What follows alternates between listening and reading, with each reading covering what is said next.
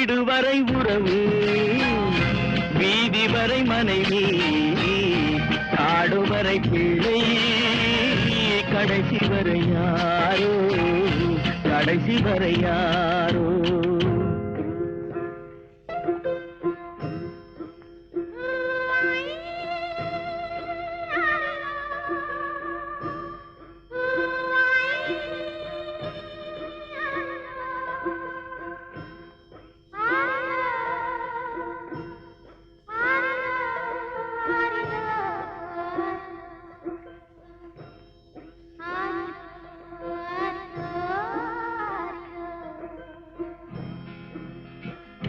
தொட்டிலுக்கு அன்னை, கட்டிலுக்கு கண்ணி, தொட்டிலுக்கு அன்னை,